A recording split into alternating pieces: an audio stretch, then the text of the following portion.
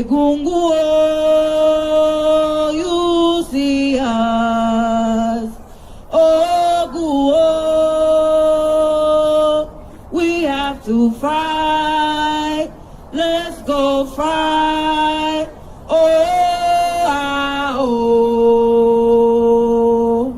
Black people, we have to fight. Dandara, you see us. Oguo, we have to fight. Let's go fight. Black people, we have to fight. Makandalo, you see us. Oguo, we have to fight. Let's go fight. Black people, we have to fight. Nana John Henry Clark, you see us. We have to fight. Let's go fight. Black people, we have to fight. Yasantewa, you see us. We have to fight. Let's go fight. Black people, we have to fight. Marcus Garvey, you see us. We have to fight. Let's go fight.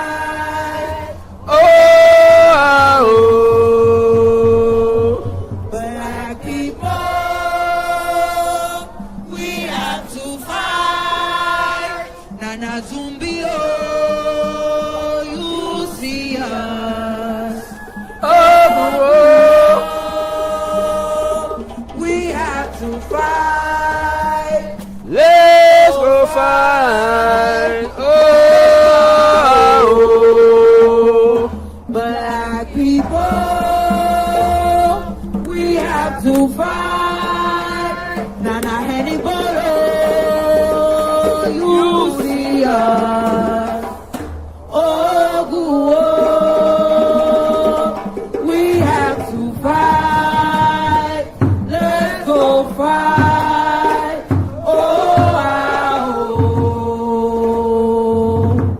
Black people, we have to fight. Ancestors, you see us.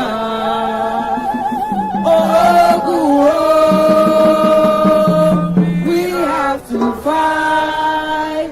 Let's go fight.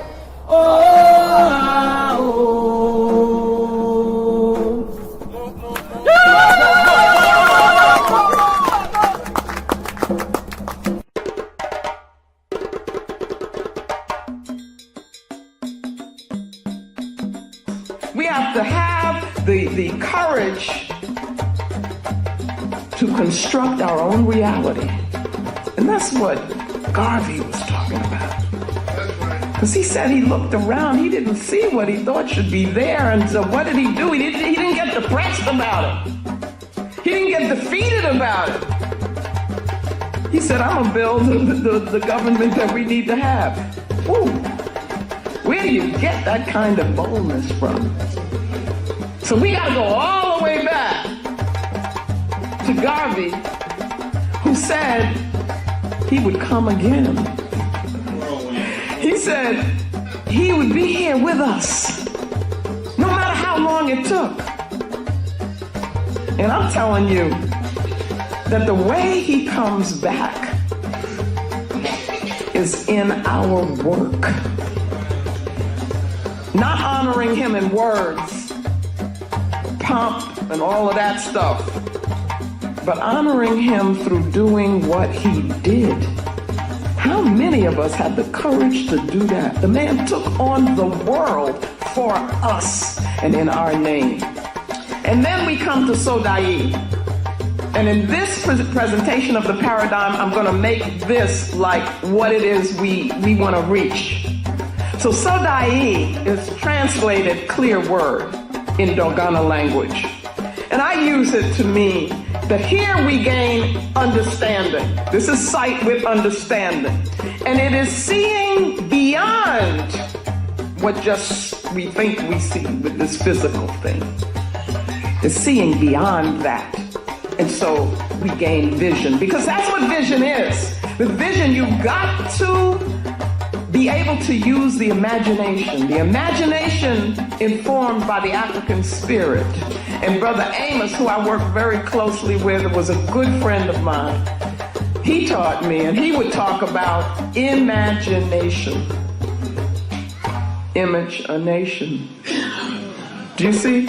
But that's got to be part of vision. To be a visionary, you got to see beyond this box here. You got to see beyond the ma'afa. You got to see what is it that our people rightfully should have, and that's what Garvey did. Garvey had a vision.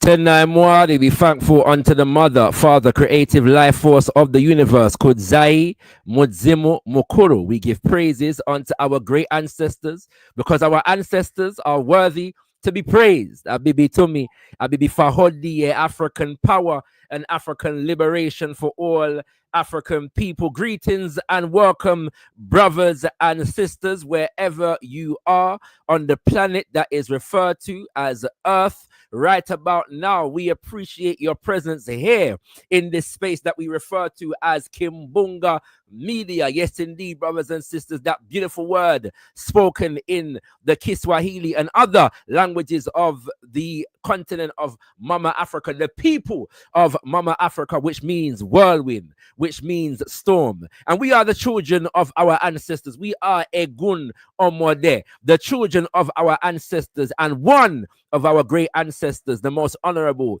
Marcus Mosiah Garvey, said, "Look for me in the whirlwind." And so we embody the whirlwind spirit, brothers and sisters. We are the whirlwind of Mosiah.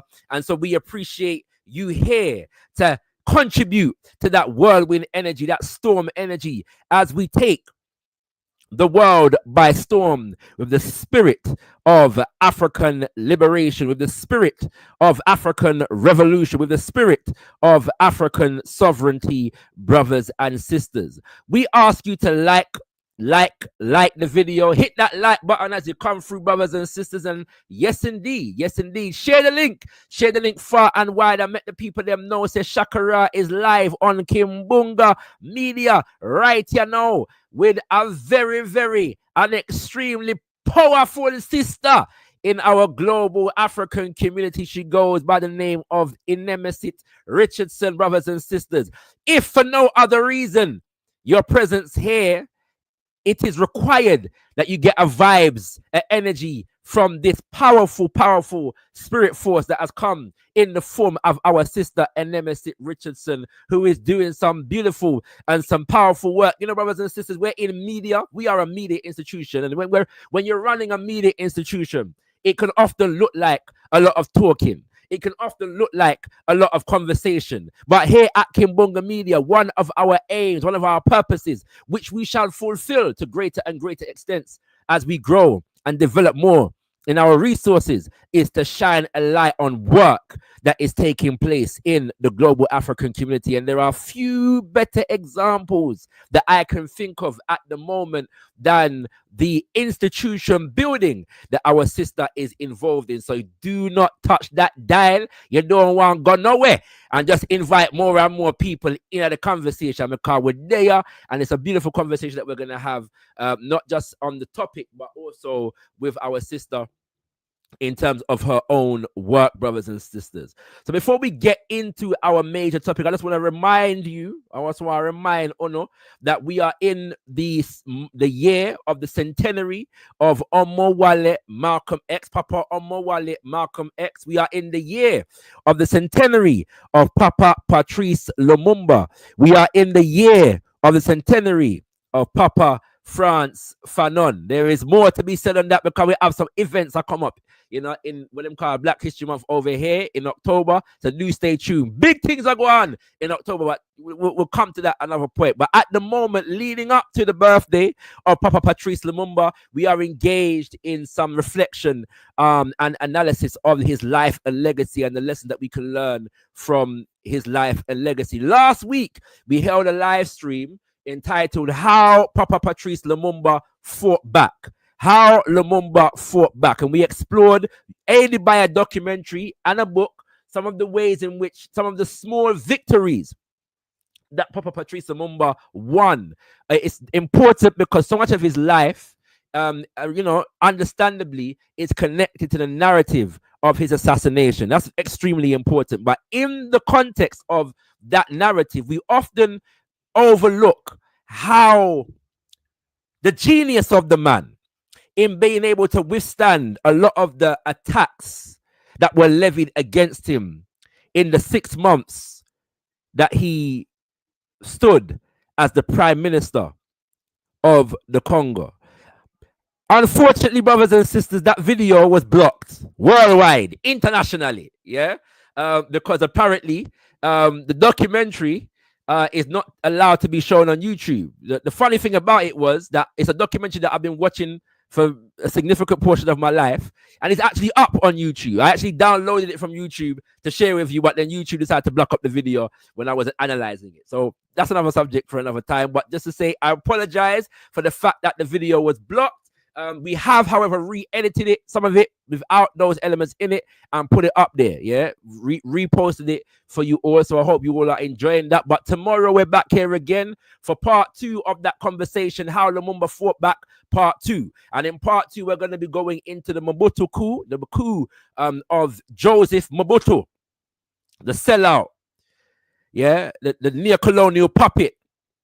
We're going to be breaking it down and looking at how Papa Patrice Lumumba and those who he was organizing with in the Congo fought back against that coup. There's a lot of history and a lot of that story that is often very overlooked because they were winning some victories even as Mobutu was being supported by the United Nations, by the United States of America, and by the Belgian government, brothers and sisters. Papa Patrice Lumumba, Papa Joseph Okito, Papa Pierre Molele, and others were winning some victories, brothers and sisters. And it was the fact that they were winning so many victories that in fact forced the hand of the colonizer in terms of pursuing the assassination of Papa Patrice Lumumba. So I want you to join me tomorrow, the 25th of June, Ujama Day, Wednesday, 25th of June, from the hour of 8 p.m. UK time. Situate yourself internationally from there to go through and explore how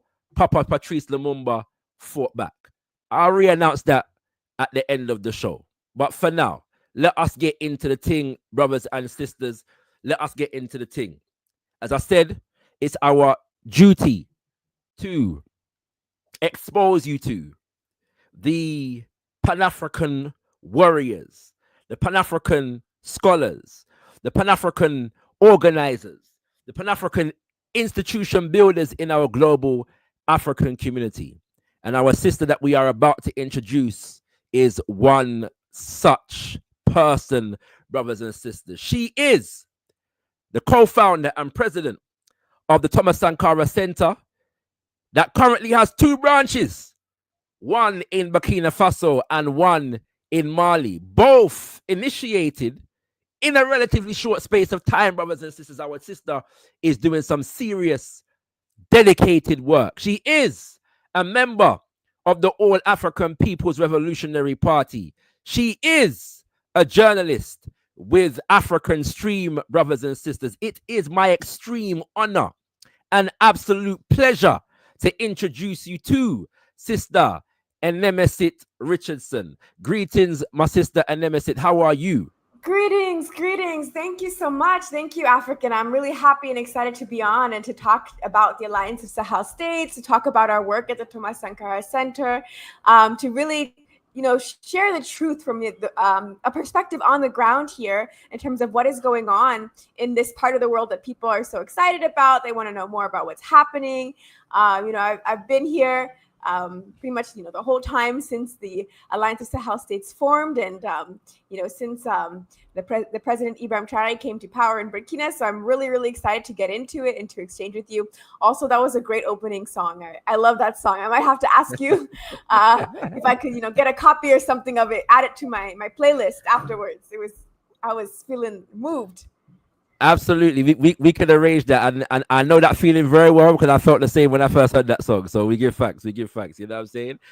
Yes, brothers and sisters. Our sister Enemesit, this is her first time on Kimbunga Media. She doesn't know that I've been a distant admirer of her work for quite some time at this point, as an avid viewer of African Stream and learning more about the work that she's doing. But because it's your first time here, my sister, please just introduce the Kimbunga media audience to you and who you are and your work. Sure. So my name is Enemesit Richardson. I am a Pan-African organizer. I wear a few different hats. So I'm the president and the co-founder of the Thomas Sankara Center, which is a revolutionary Pan-African, anti-imperialist, socialist library and political education and ideological education training center in Burkina Faso and in Niger. We're not in Mali yet, but I'm hoping that we'll be able to get to Mali soon.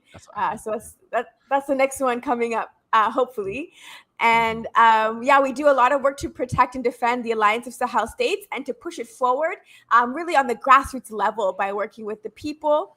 I am also a journalist with Afrikan Stream, which is unfortunately it's coming to an end, which has my heart very broken. But I still say it. It feels like it's such a big part of me that I think.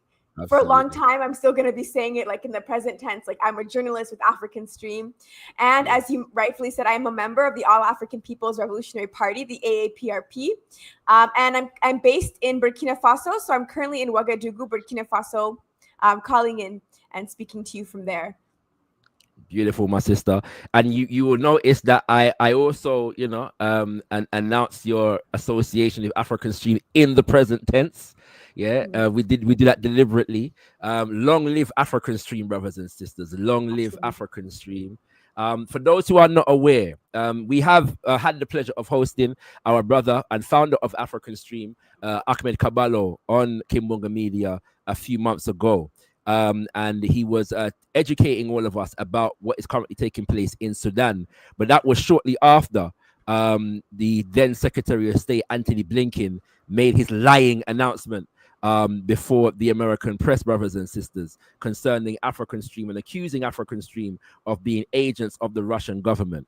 And so as a result of those lies, Afrikan Stream was deplatformed from a number of the social media institutions that it was, presenting from and publishing from.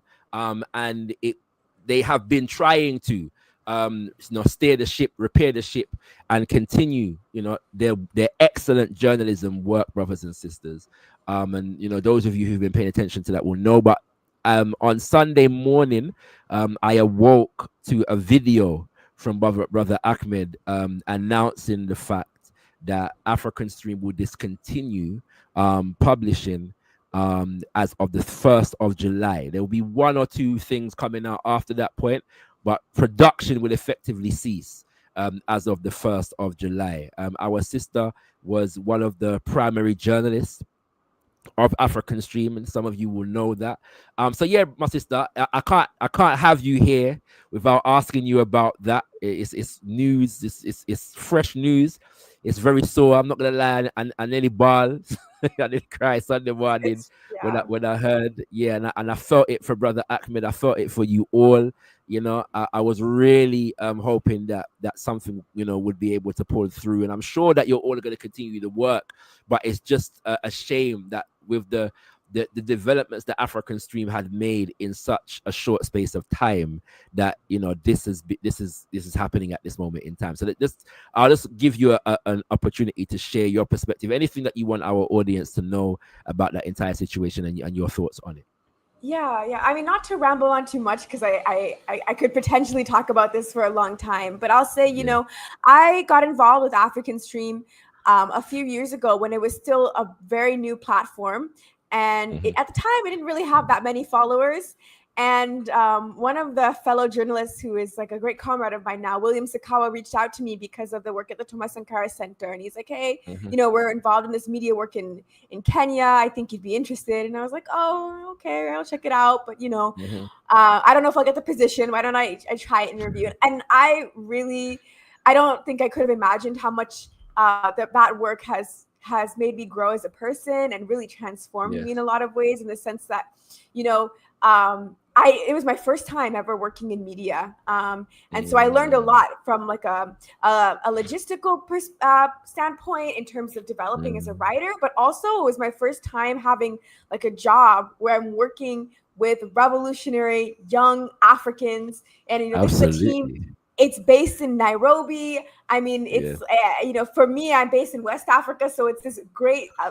Totally big, like what do I say, like it broadens my scope. I have like this whole continental perspective in terms of like how people are viewing things. I mean, it was an incredible experience. There were a Yeah. few ways that we were targeted before Anthony Blinken made his Hmm. announcement. Absolutely. You know, we were getting targeted by these like corporate capitalist liberal media outlets Hmm. like MSNBC came for us at one point. Hmm. Voice of We were, America. yes, Voice of America. We were Hmm. accused of fake news after we reported Hmm. on very real facts regarding the U.S. perpetual drone bombing of Somalia, which has been going on and is still ongoing for 18 years now. And so we were Hmm. getting targeted. I think also, you know, to be honest, I really think our reporting on the Alliance of Sahel states, some of what we're going to get into and talk about, probably Yep. also led Yep. to us being targeted because there. I mean, now there's more stuff coming out in English, but at the time, it was like there was almost nothing in English. Very, Yep. very little, I'll say, in English that Yep. was talking Yep. about the Alliance of Sahel states. And so I think Yep. it put a huge target on us that we were exposing to, you know, the world, basically the revolution that is unfolding in the Sahel right now. Hmm. And so, yeah, my heart is broken, but, you know, I know that all of the people who are involved in African Stream are still Hmm. really, really dedicated to finding ways of fighting for Africa's liberation. So Hmm. I know we'll figure something out in terms of, you know, whatever capacity we can of continuing the work. But yeah, Absolutely. it makes me really sad that African Stream is no Yeah. longer. Absolutely, my sister. We did cover that MSNBC attack on Kimbunga Media at the time. You know, I was did quite a fiery show challenging that whole thing. And applauding you all for how you responded to it. It was an excellent response that you all wrote and you know put out. And in my humble estimation, yes, I think you're correct in terms of the coverage on the Alliance of the Sahel. Whenever people ask me who should we listen to, I always said African Stream. Yeah. And I know I'm not the only one. But I also think the coverage of the Kenyan uprising and the exposing of the US attempt to send Kenyan troops to Haiti, as well as the reporting on Gaza, and the exposing of the state of Israel's relationship to Africa, were all Yeah. things that the European imperialist powers that be were very, very concerned about. For those who don't know, African Stream had developed a following of over 2 million across various different platforms. And so that's just those, and that is just a measurement of those who had formally subscribed. So we're not counting all of the people that were just watching African Stream or had been exposed to African Stream through other people sharing, who hadn't subscribed to either the YouTube or the TikTok or the Instagram or anything like that. All of that was over 2 million people, Africans all over the world, brothers and sisters. Yeah. And so, as I said at the time, African Stream was attacked because African Stream was doing the right thing. And so, Brother Ahmed, in his I don't want to say farewell video, but you know, that's the term that came to mind. But he asked all of us who are in media to continue the work. Yeah.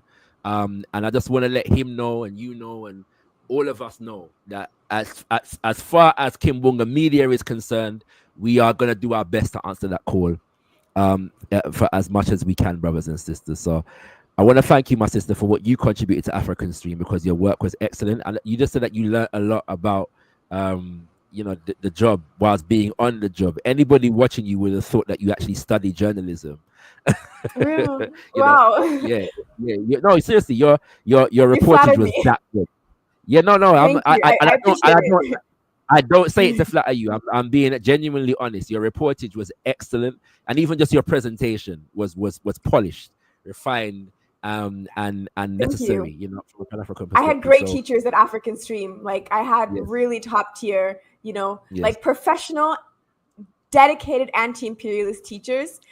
Including Ahmed, who was really like the primary person who showed me the ropes. So yes, I give him a lot of credit. Shout out to Brother Ahmed Kabalo. You know, we'll connect you. I'm leaving him alone. You know, one day we'll have a conversation. You know, I'll bring him on to talk more about this. But I'm leaving him alone and letting him just rest up and recuperate at the moment. All right, my sister. Thank you for that. And let us get into our topic without further ado, because we've got a lot to get through. Yeah, we've got a lot to get through. And so, yes, brothers and sisters, as you know, we are here to discuss what is happening in the alliance of the Sahel. And so some of you have been with me before when we've discussed this topic with some of our previous guests, and you know that there is a range of opinion from a Pan-African perspective. Where I really want to begin, my sister, is from your perspective as somebody who is living currently, between Burkina Faso and Niger at the moment. If you could just give us your first-hand assessment of some of the more recent developments that are taking place in the AES. Okay, so I'll say, there's a lot that's happening. So I'll start with Burkina Faso. Burkina Faso is currently seeing, to give you something concrete, the proliferation of various different factories that are popping up across the country. So there's actually, I'm not sure, maybe some of the audience saw this. It was very popular. There's a YouTuber, Wade Maya, who came to Burkina Faso recently. He filmed a video, and he was in front of a dairy, you call it like a dairy factory. That's actually in my neighborhood, so it's right around the corner for me. But what's exciting about that particular project is that it's one of 5, and it's spread out. Not just it's not just a project in the capital where I live, but it's spread out 5 locations across cities and villages, and that's really been the trend. Very much this year in the past few months in Burkina Faso. So the other one is they're working on a cashew fruit production factory. So they're going to be, developing all sorts of things, juices, wines, cashew butter, all this different kind of stuff with cashews. And the president made a speech recently. This was in Bobo Dioulasso, which is the second biggest city in Burkina. And he was like, this looks like it's off to a good start. Let's roll it out in like 5 other cities and villages. Okay. And so I think that's a really important thing to highlight, because a lot of times when we see, development projects and these kinds of things in Africa, it tends to be very concentrated in the capital. But we're seeing, the proliferation of these factories across the country. Another big thing in Burkina to talk about is, and this is what right now, this is like what I think the country as a whole is the most excited about, what the young people are really fired up about, is a new project called Faso Mebo.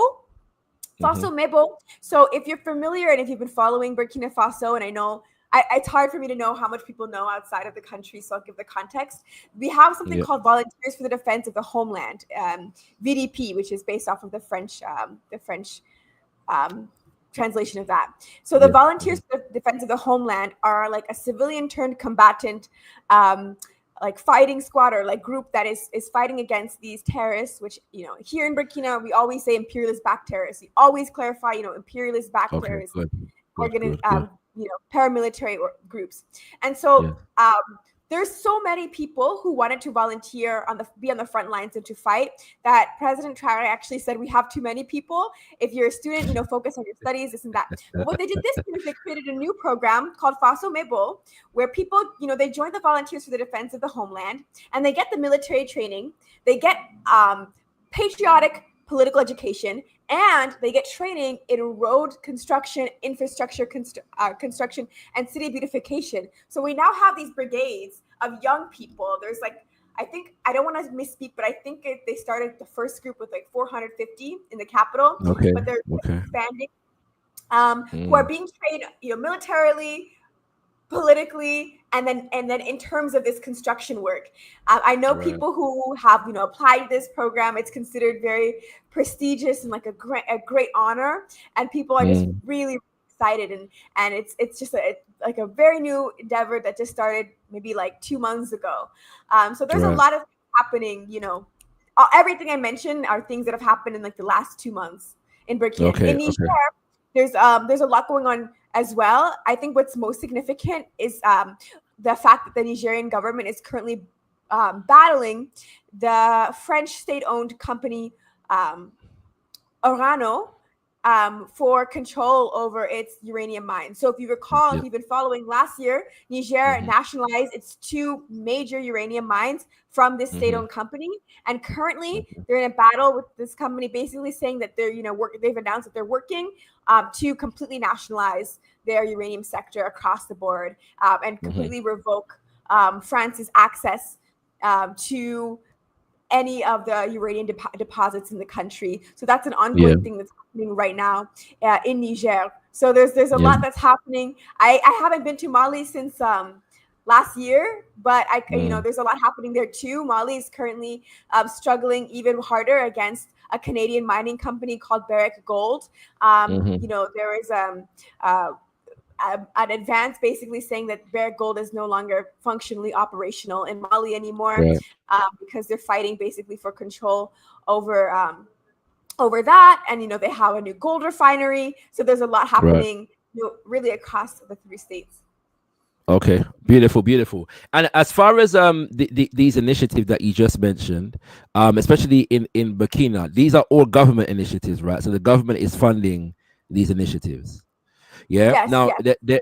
there are those who would see a danger in that, coming from different perspectives in relation to the extent to which the government can sustain economically that kind of activity over a long period of time. What is your reading of that situation as far as the sustainability of it? That's a great point, because I actually see things very opposite. I think of that worry, in the sense of like, I get skeptical when a lot of these things are in private hands, because, you know, when they're in kind of private interests, it tends not to be something that is sort of like as democratically representative of the people. And so I think the fact that these are state-led makes them already kind of fundamentally more democratic in terms of their goal. Like, it's not like somebody's privately accumulating a lot of profit from opening up a bunch of factories, and then he's going to pocket that money. But no, this is like very much something that the state is controlling, meaning that their primary goal is to focus on job creation and to focus on industrialization. And I think also the fact that this is something that's happening on the state level allows the state to begin to think about how it can plan out its economy in a broader way, meaning that, you know, if we're going to, for example, open up a gold refinery, as Burkina Faso is working on, and they already have something called a mining waste refinery, which is producing gold as well. Because those are government initiatives, the government can also say, hey, in order to accompany that, we need to nationalize gold mines. And so there's kind of like a greater sort of bird's eye view where you can kind of see like how different moving parts fit together. Like, there's a cashew fruit factory that is not so far from a cashew nut factory. And then there's this emphasis on giving agricultural supplies so that people can actually go and grow the cashews. So it's much more planned out. It's much more, you know, it's not like the whim of, you know, various individuals who are, you know, trying to kind of do that on their own. So Absolutely. Well, I'm made to understand that as far as the dairy factory, or is it the cashew? One of the two, like 90% of the employees are women. Is that the case? Which one which one does that apply to? Yeah, so there's a cashew there was a cashew nut processing factory. Actually, so what happened was it was a private factory and it closed because it was failing. It basically wasn't able to sustain. And this was terrible because 80% of the employees there are women in that factory. And then the government actually swooped in recently, very recently, and basically said, hey, we are able to, take this over and open it up again and give these jobs back to the people, especially because the government passed a law saying that the country is no longer going to export raw cashews, because before they were just exporting the whole plant. It's like a fruit with a little nut. They were not doing it. Like most of the cashews were not processed in any way, and they were like processed elsewhere. So the government put a law. They basically suspended that. We're not doing that. And so there's this whole like statewide cashew focus right now. And so the government reopened this factory, gave the jobs back to those women. It's this is one of several times the government has done this. To give you another example, Air Burkina, the national airline of Burkina Faso. I took a flight on Air Burkina last year, and my flight was canceled because the company declared bankruptcy. It was shut down, and I wasn't, it was like, sorry, we can't refund you. The company doesn't exist anymore. It's over. And it was private, and the government basically came. Actually, I don't know if it was entirely private, but I'll say the government was able to come and resuscitate the company and basically, exercise more power. And it has, I know I'm off topic, but I think there's a parallel here. No, you're not. No. Okay. And they were able to get the first airplane owned by Air Burkina since like I think the 90s or something. It's been decades in any case since they've had like a new actual functioning aircraft. So the government is also like in addition to opening new factories and new businesses, resuscitating businesses that under the previous administration were dying. So, and I've got two questions coming out of that. The first one is, somebody may be wondering, Burkina Faso is known to be a very poor country. How is the government funding all of these initiatives? That's a great question. So there's a few different things. So for one, Burkina Faso does have international relationships with some countries that do help Burkina Faso out. So, I don't think it's any secret that Burkina Faso has collaborated with Russia on certain industrialization efforts, particularly more so with like the bigger industrialization projects, like things like the gold refineries.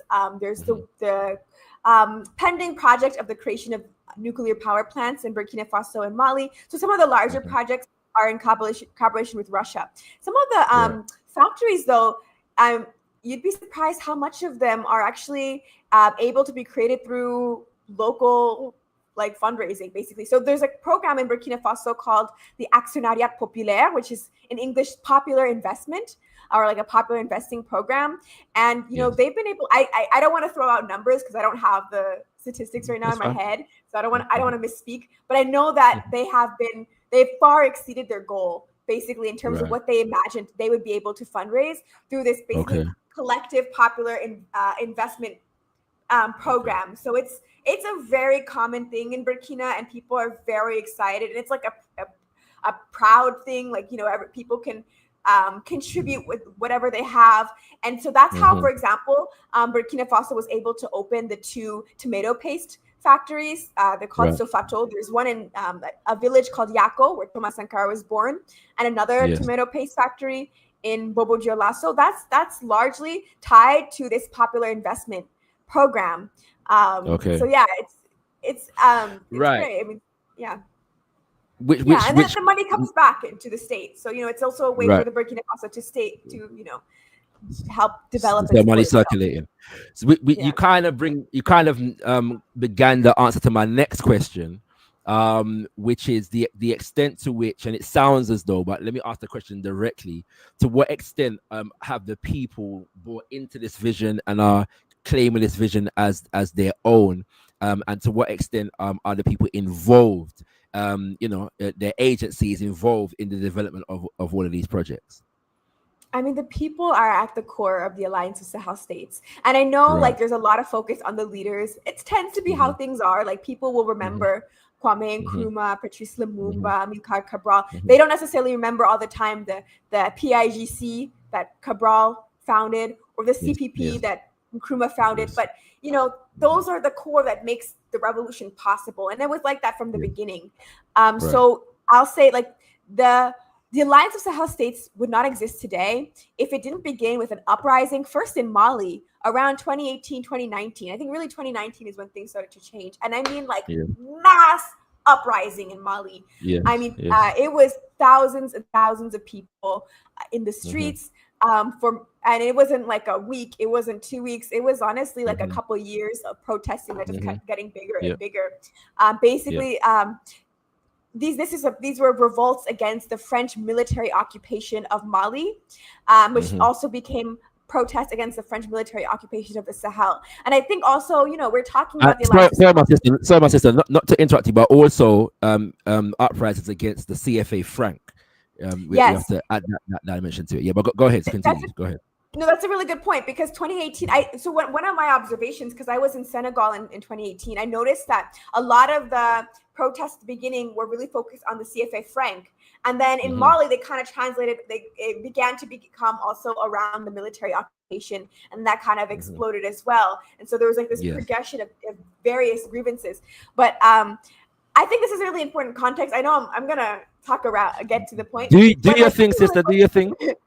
Thank you. This is really important because I think also when we talk about the Alliance of Sahel states and, you know, people feel different ways, some are more favorable than others. I mean, you really have to understand the extent of like imperialist occupation in this region before the AES was formed. I mean, the level of like imperialist aggression and attack, really the two areas of Africa that were the most aggressively under imperialist control in terms of direct military occupation over the past decade plus now have been the Sahel and the Horn of Africa. Like those have really been the two regions where like the imperialists are like boots on the ground, we're here.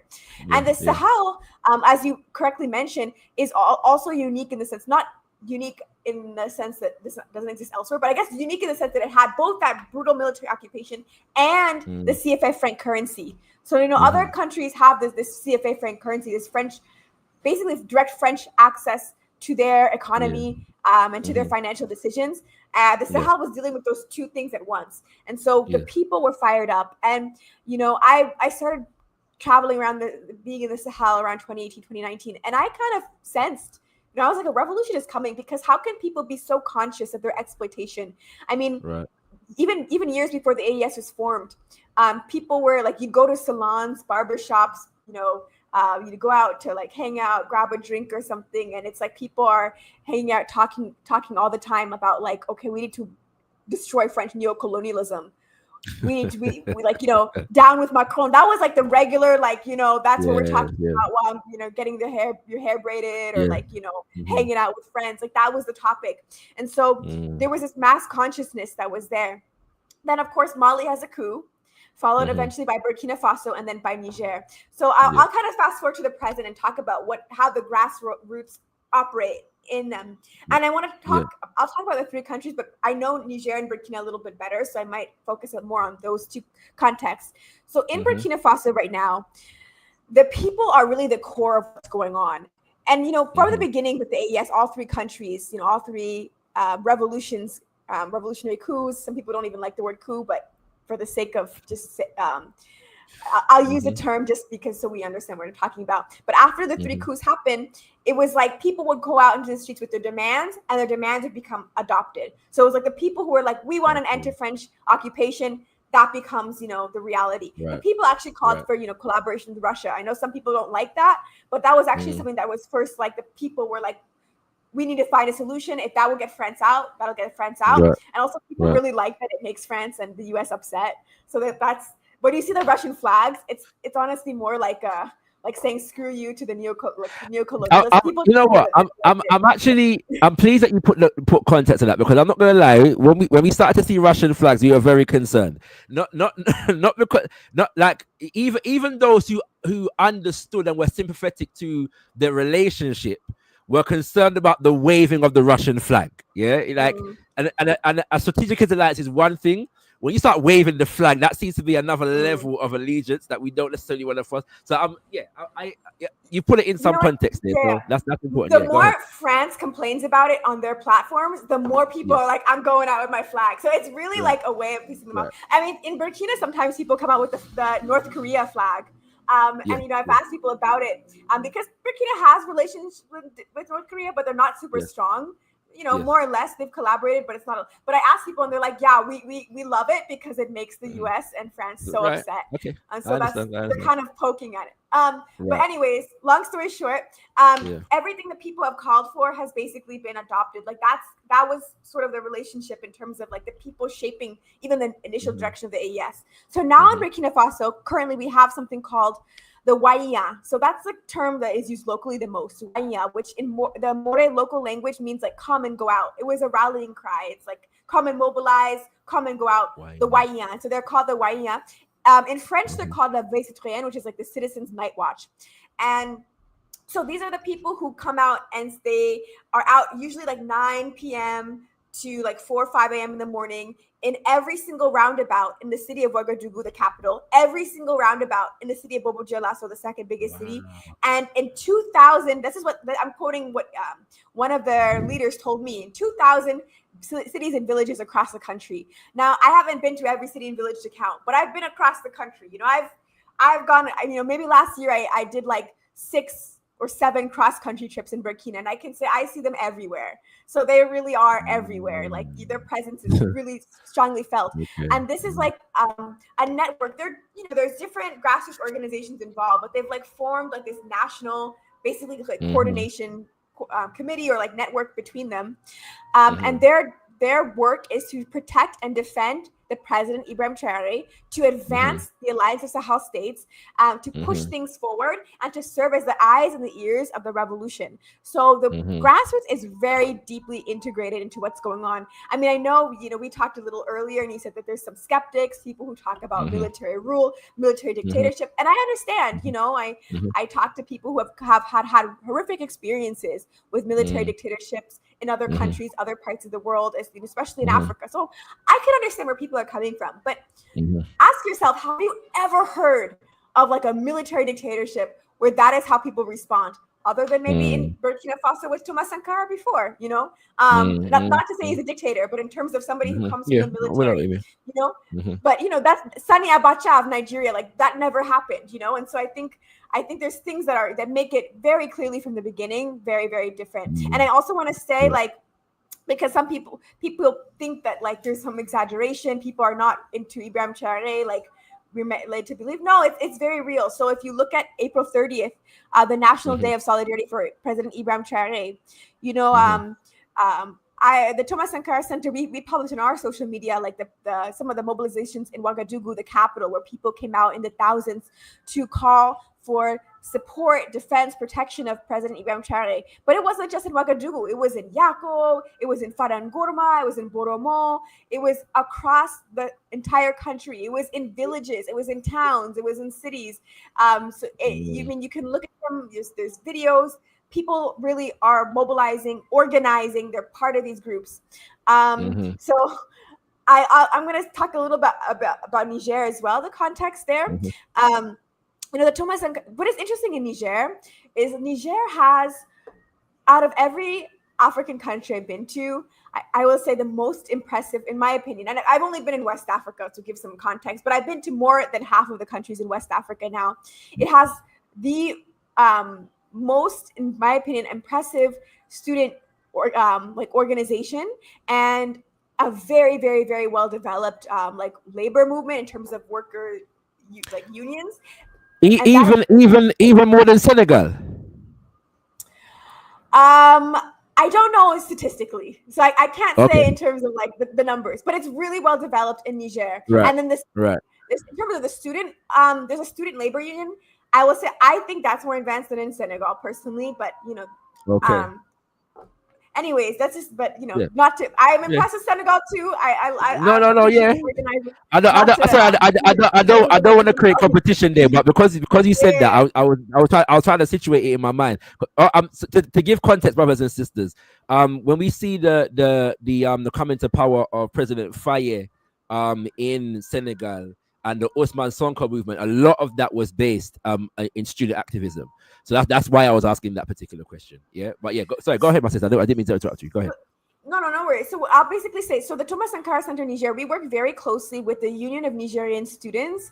That's the best translation I can give in English. It's actually l'Union des Scolaires Nigériennes, which anyways, Union of Nigerian Students.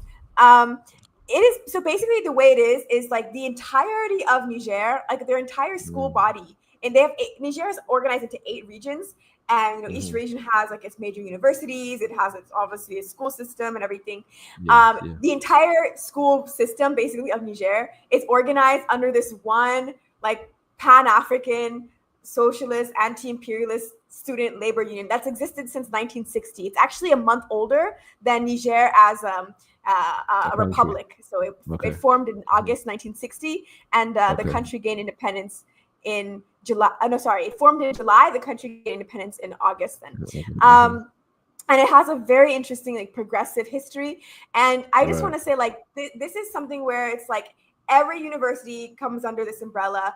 They represent students from the like preschool level to the university level. And in beginning in primary school, every school has representatives of this union beginning at the primary school level. So it's very, very, very well organized. When I tell you they work very closely with President Abdurrahman Chani and like have a really well-developed working relationship with the government in Niger. Like they are very supportive of the Alliance of Sahel States. They're at the forefront of basically defending the AES within the country. And they present their demands. So it's not like, I don't want to give the idea like nobody has any critiques or any demands or anything. Like we're just, no, like people, they're like, these are the changes we want to see. This is what we're pushing forward. These are our demands. And then they work very, very, very well with the current government. And so, I mean, I haven't been to a country where I've seen like a student movement that well developed. And I think, the fact that they have such a strong, like they're so ideologically grounded, like very, very strong, like deep political education. And they also understand and defend the AES and the Nigerian government, which they work with. To me, it's just like, I'm like, okay, we're going to be okay. Like, okay, we're going to be fine. And also Niger has some great women's organizations as well. Like some very, very impressive mass women's organizations. The one that I've worked the most closely with is Les Femmes Engagées pour le Sauvegarde de la Patrie. It's like the women committed to the safeguarding of the homeland. Recently, when I was in Niger, I went to one of their events, and they were working with the government on a more local level to help supply, more sources of electricity to, women. I think it was like, I don't want to get this wrong, but I think it was like helping them, different women to get like electric generators and stuff like that. And I was like, when I'm telling you, like they have like the masses of women in Niger, just like, thousands. I'm like in a sea of women. I'm like trying to make my way through this like huge crowd. So yeah, I mean, Niger is really dynamic in terms of its grassroots organization, in terms of the work that's being done alongside the government and the way that they're accompanying these changes that are happening. Okay. To give it the longest response. No, we enjoy long responses, my sister. So don't worry, don't feel no way about that. We need those long responses. There's a lot going on, especially when they're coming from powerful organizers and journalists such as yourself. And I want to put that in context, brothers and sisters. As our sister has said, yes, it's somewhat understandable. Oftentimes there's a lot of attention on the leaders, but here at Kimbunga Media, we want to give voice to the masses of the people. And so our sister has just given a very in-depth, and I'm sure there's even more to say, answer in relation to the activities among the masses of the people. One of the, even for those who are skeptical of the governments themselves, the defining sway is going to be the extent to which the people endorse, yes, the program and are behind it. Yeah, so it's very important that especially those of us who are on the grassroots, wherever we are on the planet, are in connection with the work of the grassroots in these nations. So we're going to be coming back to, at the end of this conversation, to how we can connect with the grassroots in Burkina Faso, Mali, and Niger, and develop a a global Pan-African presence around these issues. So, my sister, you did mention, but sorry, before I get to that, actually, now one of the things that piques my interest. By the way, I should declare my levels. Yeah, I have declared myself as cautiously optimistic on, on these matters. Yeah, and one of the things that ignited my cautious optimism, and I will come back to what one of the things that is continuing to keep me cautious. But let's go with the optimism side. Was as you initially laid out in terms of Mali, then Burkina Faso, then Niger. When it was Mali and Burkina Faso, very early there was talk of a collapsing of the borders and the intent to create a union of the states. Yeah, and so the Alliance of the Sahel is actually a body that is designed to basically forge greater, more increasing union between these three states. And there has been talk of creating a new nation out of the three states. Yeah. So I want you to speak to their relationship with each other as the Alliance of the Sahel, and what are the policies that are leading to their greater economic and or political integration, and to what extent do you see the viability of a new nation? Some people are already trying to name it New Mali or New Songhai or something. So you know what I mean. So where is that something you see being pushed forward? What's happening there? So basically, the Alliance of Sahel States became a confederation last year in July. Before that, it started as a defense pact, and then it became a confederation. And it was very clear at the first summit of the Alliance of Sahel States Confederation that was in July in Niamey, Niger. It was announced very clearly, specifically by the president of Mali, Assimi Goïta, that this confederation was a step towards the creation of a federation. And, the word sounds similar, I understand, like, I even got them confused at the beginning, but a confederation and a federation are not the same thing. So a confederation is what the AES currently is. It's a bloc that works together, has, it collaborates on different levels. A federation is a single federal government. So the United States is a federation, Brazil is a federation, Russia is a federation, Nigeria is a federation. These are countries, and they might have different states and stuff that have some local laws, but they ultimately have a single government at the head and a single citizenship. That's what a federation is. And it was reiterated several times last year, specifically actually for Mali, which, I think Mali doesn't get a lot of credit, but it was really Mali's president, Mali's Minister of Foreign Affairs that stated multiple times last year that, we're working on the federation. So that is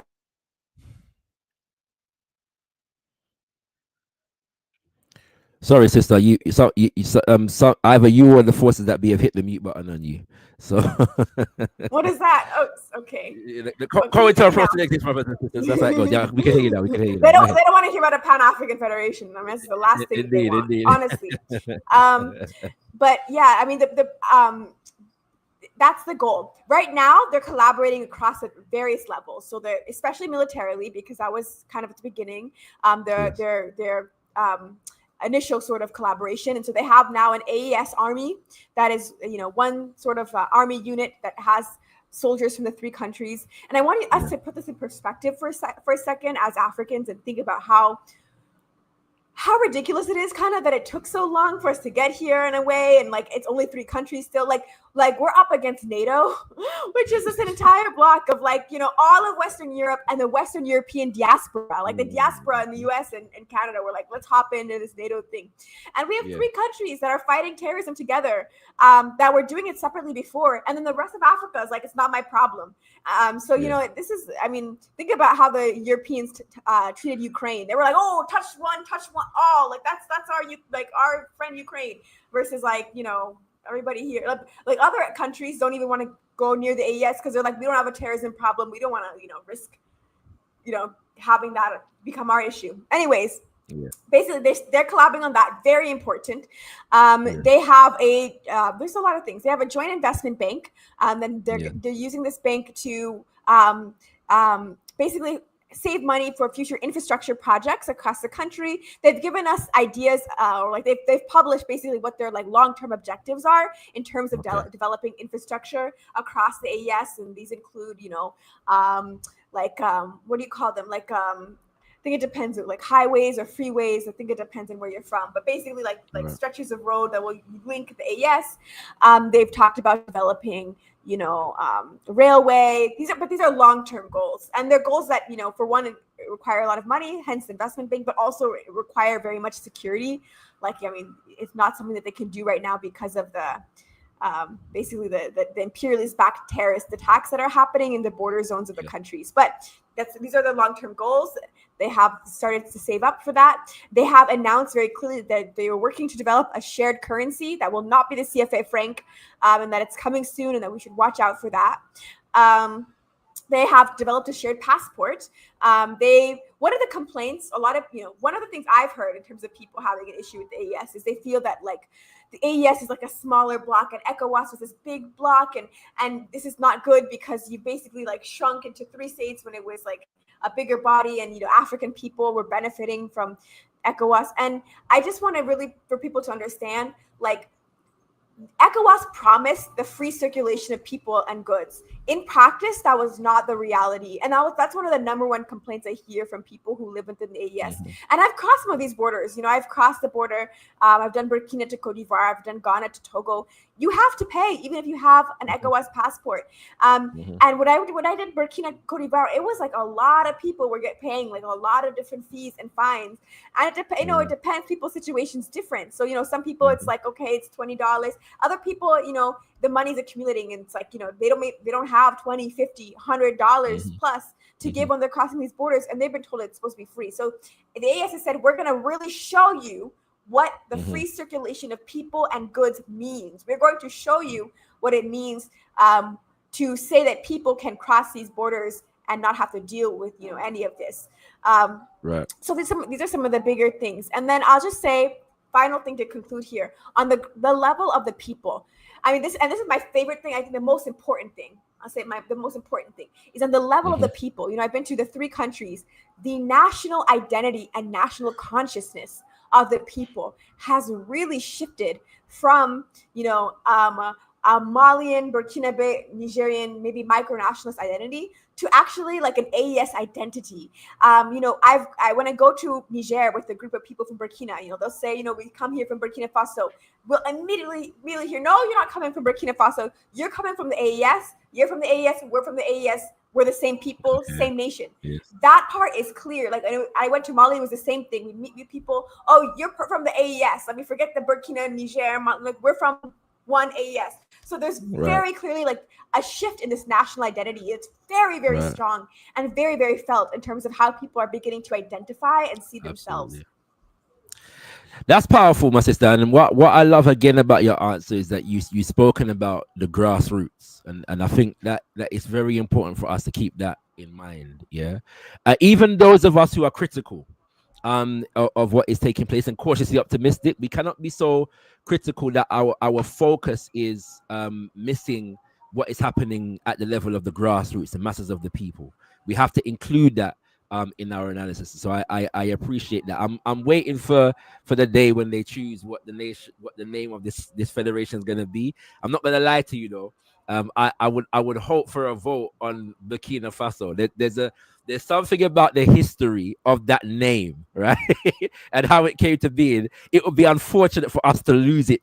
Yeah, you know what I'm saying? So I would love if the Confederation was named Burkina Faso, but that is a decision for the people of the Alliance of the Sahel. I'm just putting my Pan-Africanist opinion out there. Rather sentimental because of my love for Baba Thomas Sankara and what he was trying to achieve with that name. It would be beautiful if all 3 nations adopted that name, but we'll see what happens. So thank you for that, my sister. It's necessary to remind ourselves as well, brothers and sisters, that when Sister Anemesit says that it was first a military pact, in relation to ECOWAS, that military pact came into being partly because of the fact that ECOWAS nations were put up for the job by the U.S. government of invading Niger, right? You know what I'm saying? On behalf of Western imperialist interests. Yeah. So remember, so when people say, why did you leave ECOWAS? Even Faye, Diamoye Faye in Senegal tried to call the AES back into ECOWAS, and people were disappointed when he did that because of this fact. Yeah, that Tinubu in Nigeria put himself forward to lead ECOWAS in an invasion of Niger in defense of French interests. Yeah, you know what I'm saying? Yeah. Go ahead. I think one of the most painful things about that as well is like ECOWAS, when Niger had their coup, it was like ECOWAS, we have a fighting force ready. Invasion, we're ready. We're at the border. We're gonna go in. And one of the things I hear a lot here is like, where were you this entire time? Where was ECOWAS this entire time when we're being attacked by terrorists? When I mean it's unfortunate. I don't know if people know this, but back in around 2012, Boko Haram over in Nigeria, like the Lake Chad area, they were crossing through Niger, going into Mali, and collaborating with the basically the terrorist organizations in northern Mali, and then going back and like, where was this coordination this whole time, this whole decade? But as soon as Niger has a coup, we're a fighting force, we're a unit, we're ready to go in. Right. What about the suffering of the people for all these years? Apparently, the people of Nigeria were saying the same thing. It's like, sit down, fool. Yeah, you can't even solve the problems in Nigeria, and you are run go on Nigeria. You know what I'm saying? So yeah, thank you for that, sister. There's so much more we could get into on these topics, but I do want to get through a lot more of these questions. So another day, and we by the way, brothers and sisters, you will notice that this says part 1. So there are other guests that we have lined up to go in and explore these dynamics. But it's beautiful to begin this series, and I'm sure she'll come back again if our sister Enemis it, because she's not just an analyst, she's not just an intellectual, she's an organizer on the ground. And the opinions that I hold in highest esteem are those of organizers on the ground. She also happens to have the skills of a journalist, so she knows how to collate the information and organize it and present it to you very, very well, as I'm sure you can appreciate. But our sister is dropping the knowledge. Now, my sister, I want to get to I do want to deal with some of the relationships to outside nations, and maybe within this context, we'll be able to deal with the Russia thing, and then we're going to deal with some of the issues to do with the myths, because there's a lot of misinformation that is being put out there about the AES and Traore in particular, as it stands at the moment. But the first, so this is now we're discussing now critical questions and concerns from a Pan-African perspective. So I want to make it clear that we are not here concerned with Euro-American imperialist propaganda. Yes, there are questions that long-standing and veteran Pan-Africanists have from a Pan-African perspective. And I think that it will be good and important to put these questions to our sister. You touched on one of them. And I want to hear your skepticism too. I just to say, put it out there. I will start by saying this. My skepticism is more being cautious based upon analysis of history, beginning with the history of military governments on the African continent, and the extent to which sometimes military governments adopt Pan-African language and rhetoric, in order to administer their thing. And I think that is coupled with the fact that as far as Traore, Chiani, and Goita are concerned, there appears to be an absence of a Pan-African sensibility before the coups. Yes. We don't have that. Sankara, we have a history of him representing certain politics prior to the coups. Yeah. So it's not an intent to be overly critical, but it's just a thing to say, well, we don't see this track record prior to. So we have to be cautious about the extent to which we endorse, and suspend ourselves in celebration and awe and worship, right?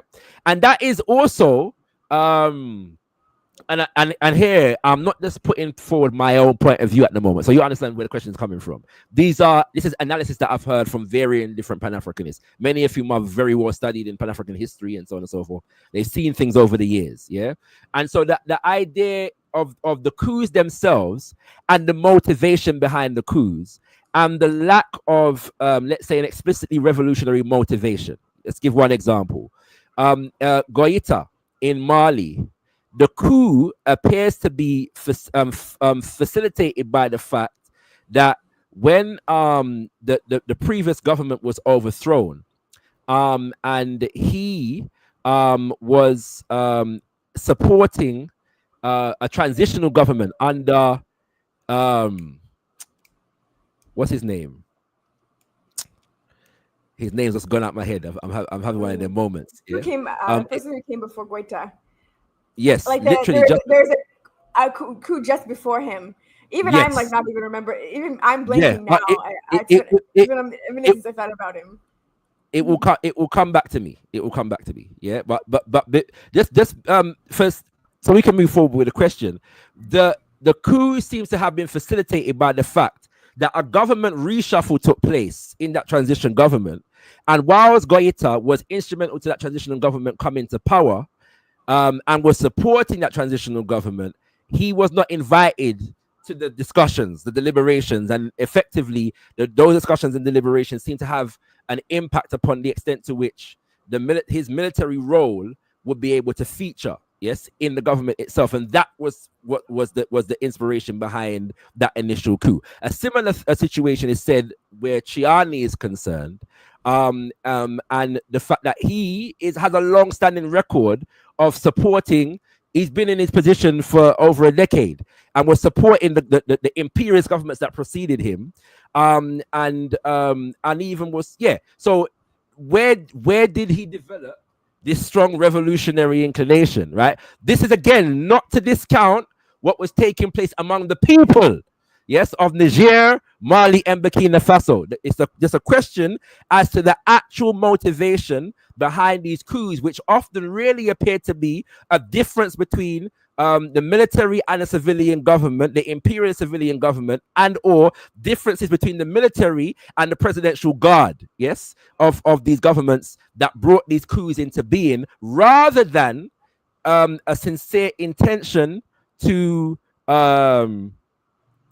represent the interest of the masses of the people. That seems to have been come about later. Yeah. So what would you say to that particular critique right there? So I have a number of things I want to say. I have a few go ahead. thoughts. First of all, it's true that as far as I've been able to tell, Assimi Goita and Abdurrahman Chani did not have prior, revolutionary background. I can say that's not the same that can be said about Ibrahim Traoré, just to put it out there. Traoré was a student organizer who was involved in ANEB, which is like the National Student Association of Burkina Faso. It was a student union that has like a Marxist type of socialist orientation. And so he had a revolutionary organizing background and experience prior to coming to power through the military.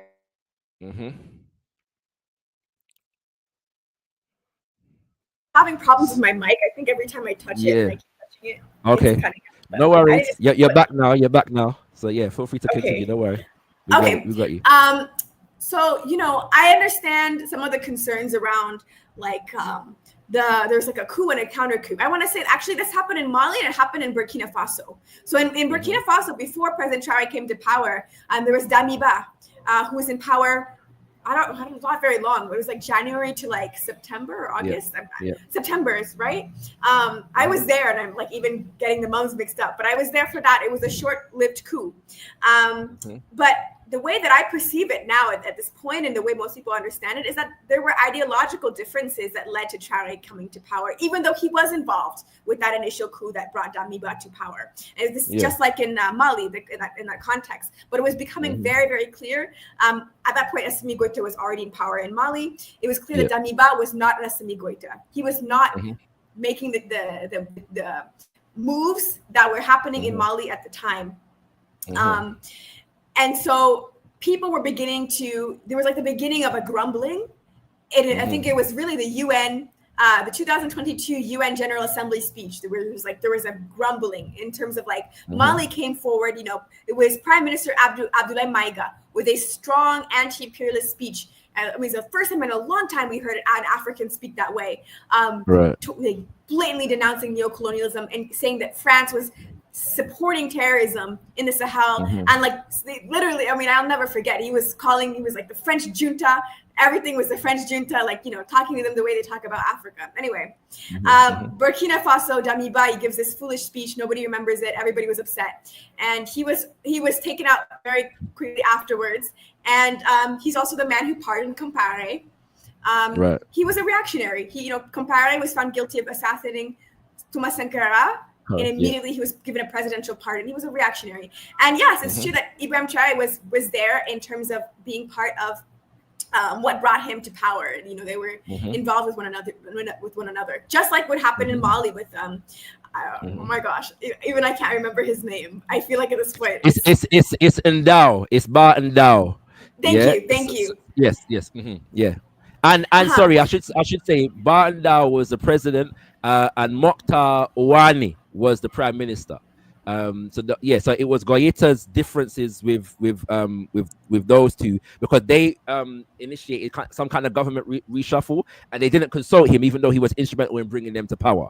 So that's when he moved against them. That is the story as it goes. So therefore, the motivation there doesn't appear to be a revolutionary one. It appears to be very self-interested to a degree, and more about differences between the civilian government and the military than advocating on behalf of the people. So that was a concern that people had going into, even though it was good that they were kicking out the French and taking back the resources and so on and so forth. It was like, hold on a second, but look at the motivation behind this coup and the extent to which it itself represents a revolutionary agenda or not. Yeah, that was the question. So we think. But I mean, we can speculate as to what Goita's motivations are. But we look at what Goita has done.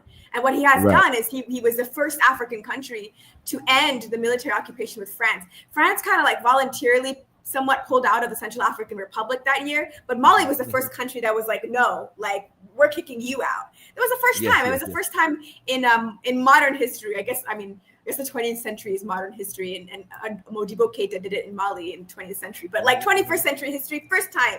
And so I can't say what was in Goita's head when that second coup happened, but I can say what he's done. And also I can say that these coups with the counter coup, this parallels what happened with Thomas Sankara. I mean, Thomas Sankara was involved in a coup before he came to power. He brought to power Jean-Baptiste Ouedraogo, who he overthrew. You know, he was involved in that. He had in this context, I mean, because he spoke about it openly, and because I think he's built up, he's proven himself, for years. We trust Sankara, so we trusted more, but I don't know. But he was very clear, like he had this experience, and he overthrew the person he helped put in power for ideological reasons. He said that he was involved. He had hope with Ouedraogo, but Ouedraogo was soft, and he wasn't going to take these hard positions. There was a conflict. It was somewhat personal. He ended up in prison. I mean, I don't think he was motivated by like personal reasons, but there was a personal tension between them. Ouedraogo threw Sankara in prison. The people came out and said that there was Sankara. Sankara seized power from the guy that he helped put in power. And so when I think about Burkina Faso, and I think Mali as well, I do see a kind of parallel in terms of how it happened, because I was in Burkina Faso the entire time. With the Damiba coup, I was there. With the Traoré coup, I was there. I've been able to kind of better get like a feel for it. And so I really do feel like Traoré came in and had that counter coup for ideological reasons against Damiba. And I have reason to believe, given what we've seen in Mali, that it likely could have been similar, because I don't know, would Mali have expelled the French troops? Would Mali be, part of that? I guess we'll never really know if that was a consensus within their group, or whether or not that's something that Goita, he is like, I'm going to respond to what the calls of the people are. Your critique of Chani is fair. To some extent, I think I won't lie. I'm going to be very transparent. In Niger, so Chani has obviously imprisoned Bazoum, who he worked for previously. But there's some skepticism even in Niger in terms of his prior involvement in certain things. But at the same time, I'll be honest also, I think Niger, on the other hand, has also been like the most advanced within the Alliance of Sahel states in terms of really completing its rupture with the neo-colonial forces. So I don't know. I mean, I'm skeptical about a lot of countries that are claiming to be separating from France right now, like Chad, one is Guinea. I don't really, Guinea. I don't buy it. But Niger is the only country in the entire African continent that had a deal that it signed with US Africom, and it wasn't a small deal. I mean, there's different contracts that exist across the country. It was like one of the most thorough and large-scale US military occupations in Africa. Really, it's like Djibouti and Niger. Those were the United States' bases on this continent. Niger is the only country to have had that level of US Africom involvement, to have had any level of Africom involvement, and to have had a complete rupture and to declare U.S. military presence illegal. No other country's done that. Even within the AES, to be honest, only Niger has gone that far. Yeah, and so to me, it's like, I don't know, like Chani, how, I listened to his interviews. I'm very impressed by a lot of what he's been saying. It's clear that he understands his country's history. I don't know like who he was 10 years ago. I don't know, if he is a lifelong revolutionary. Probably not, just to be honest. I think we can see that. But I think it's really hard for me to feel like he's not somebody who at this point in time is clearly positioned himself as an anti-imperialist, motivated by an anti-imperialist agenda, because he's put basically the biggest target on his back possible. By kicking out the Americans. Kicking out the French. And I'll be also say one more thing, like even within the AES, from my understanding, Niger is the only country that does not have any diplomatic relations with France at all right now. The French embassy in Niger is closed. Mali and Burkina Faso did expel the French ambassador, but they allowed for a new ambassador to come in. They basically said, we're not dealing with this one. And so they do have diplomatic relations. Niger does not have any diplomatic relations with France. You go to the French embassy, there's like bullet holes in the window still. It's like nobody's been inside that building for a long time. It's shut down. And so I think Niger has really done the most in terms of like, we're breaking the ties. And so I don't know, I the way I feel is like, I just feel like skepticism or not, you got to defend what he's doing, because I just like the target is enormous on his and I think that was the position that most people had, even in relation to Traore. When Michael Langley attacked him, regardless of what our critiques were, it was felt that this has to be defended. This man should not be allowed to say this. And Africans around the world. By the way, London had a big showing on the 30th of April for in defense of Traore. We was there, so if brothers and sisters want to see that video, you can check it out on Kimbunga Media. But another question, and this will be the last question on this particular theme. And by the way, you've given some very good, some honest and very good answers. You know what I'm saying, to those questions. So we thank you for that. But another issue of concern is so. One of even with the critiques, the nation and the leader that people saw the most prospects in has generally been Ibrahim Traore. And for long-standing Pan-Africanists, one of the reasons for this was, in spite of the fact that we didn't know what his track record was, soon after he came to power, he appointed Joachim Tambela, as the prime minister. At the end of last year, and by the way, for those who are not aware, Joachim Tambela is a long-standing Sankaraist in Burkina Faso who has a very strong track record of being on this thing, so to speak, to use a London slang, right? He's been about that Pan-African life, So even if we didn't know what Traore's track record was, it gave some assurance that he had appointed somebody of the standing of Baba Tambela. Then we hear that Tambela has been removed from his position as prime minister, and we don't know why, right? There's no. So I was gonna ask. I'm gonna answer the question, but whenever we look, the reporters say no official reason has been given, and they say something about some nebulous answer was given. So what can you tell us about the removal of Tambela from permission of prime minister? I'm glad you asked that. I didn't realize people were concerned about it. Let me just clear the air. There is no hostility between Traore and Tambela. They are still working together. Tambela is currently an ambassador. He was doing a lot of collaboration, like as in his role as a prime minister. He was doing a lot of like Minister of Foreign Affairs type work representing the country, especially in Russia. So he's currently the Burkinabe ambassador to Russia. As you know, Russia's a major partner of Burkina Faso, so it's one of the more important diplomats. He just gave an interview, on Burkina Faso's national. Did it come out yet? I don't know. I haven't seen the interview yet. I have to actually go check it out. But it was being promoted, so I'm not sure if it aired yet, and I should know. So I give myself a critique. But anyways, he's come out and said, there's no issue. Traoré said there's no issue. We've seen them together. They're like amicable. He was like, when he got his post as ambassador, he was like, big smiles. So I at the beginning, like when the news first broke, I was a little bit heartbroken and a little cautious. And then immediately it was like the air was cleared. It was like there's nothing weird going on. And also there's still Sankaras who are involved in the government and people who have also a lot of revolutionary organizing experience. A great one that's really well respected is Basoma Bazier, who is Burkina Faso's official, the official sort of Burkinabe, basically spokesperson or representative within the Alliance of Sahel States, who is the head of Burkina Faso's largest labor union, a major Sankarist, a lot of organizing experience for decades, well known by the people. So there's a lot of people that familiar faces that are still very well involved. It's really genuinely not there's no issue between. I'm glad you cleared that up. Because like I said, the information on that has been very scarce, and possibly it's been scarce because there's not really an issue there. So, I'm glad you cleared it up for us from first-hand experience, and as well, we have to remember that there's a language barrier. So in terms of French to English, so sometimes it takes longer for things to translate themselves into the English-speaking world. And that's one of the reasons why I'm trying to learn the French. I want to be as adept at French as you appear to be. So you can help me with that, my sister. What's it called? All right. I know we have to draw to a close soon. At Kimbunga Media, we are very passionate about the preservation, restoration, and affirmation of indigenous African culture and African spirituality, especially in a revolutionary sense.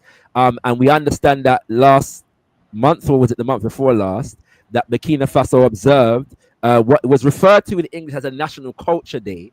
But as I understand it, this was really a day to affirm the indigenous spirituality of Burkina Faso, the indigenous culture of Burkina Faso, understanding that Burkina Faso is a majority Muslim country with a significant Christian population. But this particular day was about the affirmation of the indigenous spiritual systems of the people. What can you tell us about that? Oh, I'm glad you brought this up. So basically, President Ibrahim Traoré is the first president, as far as I know, the first president in Burkina Faso's history to nationally recognize and officially recognize a holiday for practitioners of traditional African spirituality, and that is what May 15th is. And so this is like the second year. I want to say last year was the first year. Yeah, that sounds right. Last year was the first year that the holiday was basically implemented and officialized, and this was the second year. And here, they call it National Culture Day, I guess in English. In local language, it's like National Traditional Day or something like that. But it's like tradition in the sense of like the traditional spiritual practices, and it's like very, very clear. Like it's a day for the people who practice these traditions. And that was something actually very early on we saw. Traoré gave a lot of respect to the traditional spiritual practices of Burkina from day one. I mean, one of the first things he did, if you remember, when he came to power, was he gave a proper funeral service and a proper burial to Thomas Sankara.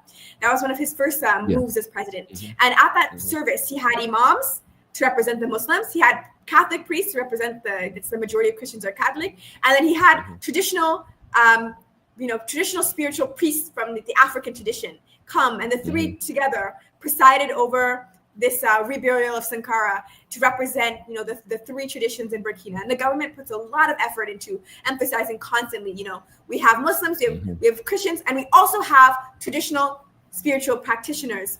And actually, Burkina Faso has a very large, the vast majority of people in the southwest of the country, they openly identify as traditional African spiritual practitioners. Like they don't identify as Muslims or Christians. That's the majority population in the southwest of the country. Beautiful. And so yeah, I mean, the government when I visit Burkina, brothers and sisters, that's where you're gonna find me in the southwest. Yeah, you gotta check it out. It's, I mean, do you know who Malidoma Some? I'm not sure if you're. Absolutely. Yeah. Absolutely. Yes, So he's from that area. I mean, they're very it's very proud of their traditions, and it's nice to see a government in Africa where, you know, it's sad. Unfortunately, a lot of times, you know, you have to hide, or people feel they have to hide or something. It's now, especially here, like here and now, like, no, it's not. It's not like beautiful. that. People are very proud. Mm-hmm. My sister, I know we've got to wrap up soon. I want to give you an opportunity to talk about the work of the Thomas Sankara Center. That is extremely important. Please tell our people what. So for those who are just joining us, our sister is the co-founder and president of the Thomas Sankara Center. It has a longer name. That there is a branch of this in Burkina Faso and a branch of this in Niger as it stands at the moment. So please educate our people about what the work that you are doing with that institution.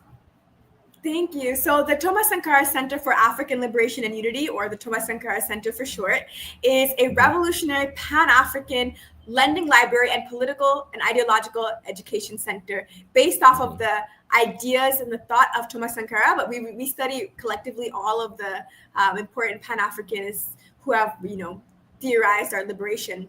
So, I mean, if you're watching this and you've been to Africa before, I haven't been everywhere on the continent, so, you know, I'll just say, at least for the places I've been to, and then probably a few places you've been to, you look around, you go to bookstores, and unfortunately, you just don't find like Pan-African books. I mean, even in the AES, as revolutionary it is, you know, unfortunately, we don't control the publishing world yet, and so you don't see like Kwame Nkrumah here, like his books. You don't see like, you know, Thomas Sankara's speeches sometimes in Burkina, but it's been years. I mean, it's been actually years since I've seen them. You don't see, you know, we have Ahmed Sekou Touré, we have, I mean, Amilcar Cabral. You don't see these kinds of works, Malcolm X. But the work we do is we gather these works and we bring them into the Sahel, right now into Burkina Faso and Niger, and we make them publicly available for free for people to come and borrow and to read and to study. We also have weekly study circles that meet. So, you know, together we collectively study Kwame Nkrumah, Sankara, these people that I've mentioned, Malcolm X, Sheikh Anta Diop, many others. We have a Young Pioneer program for children. So this is, you know, we say primary and secondary school in the US. People say elementary, middle school. Young people, they come and they learn about Pan-Africanism. They come and learn about the resources that come from Africa. We talk to them about what's happening in Congo. We talk to them about, you know, what the resources Congo has and where they go and who should actually be controlling them. We talk to them about who Sankara is, what he stood for, and Nkrumah, you know, all these things that kids should have learned. And now with the AES sort of educational reform, we have confidence that they probably will. And they're beginning to. But anyways, we started that work a little bit before the AES came into being. And they come and there are pioneers. And I'll say also, Thomas Sankara had a pioneer for the revolution program in the 80s. One of our instructors was a product of that. So, you know, he's involved with us and he runs it, and we adapt it basically to the current context based off of the Sankara tradition. Yeah, we have film screenings. You know, we show Pan-African films. We've done films on Haiti. We've done films on Congo again. We've done Sudan, all sorts of things to educate people about what's happening across the continent, across the diaspora. And we call in guest speakers to join us. I mean, we do all sorts of things. I feel like I'm forgetting things, but I think that's the core of our work is anything to do with political education, ideological education, and across the two countries, Burkina Faso and Niger. So, my sister, I am a member of the Black Star Action Network International, which and our leadership is based in Freetown, Sierra Leone. And we have recently initiated the Mosiah Academy Leadership Institute, which is aimed at doing similar work. So we have to look at how we can link up those institutions and support each other in that way. We are also connected to the Pan-African Library of the Gambia. There's some work that we need to do in terms of connecting, because all of that is in West Africa. So we need to strengthen each other. Yeah. So we'll talk about that another day. Yeah. That's dope. I'm really happy to hear that. Yeah. Yes, indeed. Do you have time, and do not feel coerced, but do you have time for some questions from the chat? Yeah, sure. I'll take questions. Yeah, okay, cool. All right. So there's a few, and if you have any, get them in the next 2 minutes or forever hold your peace. But there's a few here already. Set Imhotep over there in Trinidad says, oh, like up the video, family. Set Imhotep is just encouraging you to like the video, yeah, and spread this Pan-African energy all over the space, the YouTube space. Shakara, disintegration of Nigeria is all the rage amongst the political class. Do you think this will help the cause of Pan-Africanism? I'm not sure I fully understand the question. If you do, my sister, feel free to engage it. I'm interpreting this because I know Nigeria has a lot of separatist movements. Yes. Like there's a Yoruba, Igbo. Like yes, the Igbo yes, one is the yes, most yes. well known, and then there's like Yes. there's a Yoruba one, there's Yes. a Hausa one, Yes. there's the Delta region. Yes. You know, personally, I really don't think that Pan-Africanism. I think it hurts Pan-Africanism when we base our movements and struggles on ethnicity. Yeah. You know, that's really my perspective. I think I understand that Nigeria there's a complicated situation and people are upset with different grievances and historical things that have happened. But I think we should understand that it's the ruling elite that's done this. It's not like, you know, regular people who are just from a different ethnic group than you. It's, you know, it's the ruling elite who's done these things. And so I really don't think that it's going to be good for the Pan-African cause long term if we start saying that, you know, these are countries based off of one ethnic group or another ethnic group, you know. I agree with you, my sister. I think at the same time, you know, and I'm sure you'll agree with this. In our movement, we need to find ways of engaging healing among different groups of people, and I say that because there is no question about the fact that an injustice was done to the Igbo people in certain periods of the history of Nigeria, and I think that the Igbo have some significant grievances that are relevant. But I agree with your analysis as well. I also believe that addressing those grievances shouldn't result in further division among our people. It's just that we need to find ways of addressing relevant grievances among each other whilst putting them in the context of imperialism, right? Western imperialism and the extent to which it was the European imperialist agenda to foment these differences, these wars, and sometimes atrocities that took place among us, you know? Absolutely. And I'll just say real quick, you know, my mom is actually from Nigeria. So she was born in Biafra actually at the time. And so there's like I have a personal family history also that I understand, you know, my mother has physical disabilities as a result. I have a lot of family members that have, you know, lived lives where they're physically disabled because of that context. So I definitely understand the grievances. But we have to figure out how to come together as Africans. We really do. Absolutely. We really do. Because there's been a lot of hurt. I mean, the imperialists have always done divide and conquer. There's a lot of hurt. Absolutely. Yeah. And it's a contradiction that so often we seem to you know be virulent in differences among ourselves, but all of us seem to be able to get on with the colonizer. It's a problem that it's a problem. But yeah, thank you for that, my sister. Greetings, Kimbunga Media. Greetings everyone. Question: why is Chad hovering outside the AES rather than simply joining? I think that the answer to that is obvious, but I'll hand it over to you. Okay, I'll address this. You know, I said earlier that I'm skeptical of Chad. I made a comment. I think we have to understand, like, so Muhammad Debi is the son of somebody named Idris Debi, who ruled over Chad very brutally, for a very long time, and his father was a very close ally of France. And I know we've talked about how people have had like different people within the ES come from different backgrounds, but we have to understand this president of Chad is like from the direct lineage of one of the closest collaborators of France. When he came to power, actually, Mohamed Debi came to power also kind of via a coup, but it was a kind of coup where France supported him and congratulated him and was quick to announce that they are backing him, basically. And also I'll say, you know, a couple of years ago, I think it's like now, maybe 2 years ago now, protesters were slaughtered in the streets of Chad, calling for, you know, an end to French neocolonialism. They also called for him to leave power, but they were killed. I mean, we saw the images; they were gunned down, which is kind of in the legacy of his father. Chad then recently has made some moves away from French collaboration, it seems, but also France then embraced one of the French far-right politicians, Marine Le Pen, basically saying, and they were laughing about how, not laughing, but they were smiling together, saying basically that, you know, France and Chad have a long history, you know, we have this history together. So here's what I'll say. it seems that, for one, Chad is completely surrounded by countries that have turned against France or are having problems with France. So there's the AES country, Niger borders Chad, it's there. Central African Republic, which is a whole other topic. I'm actually, one of my final videos for African Stream will be about Central African Republic, so keep an eye out for that. But long-standing issues with France as well now. Chad is, I think, Debbie's in a point where he's like, I don't want to get overthrown. What do I do? And I think that's kind of what's motivating him.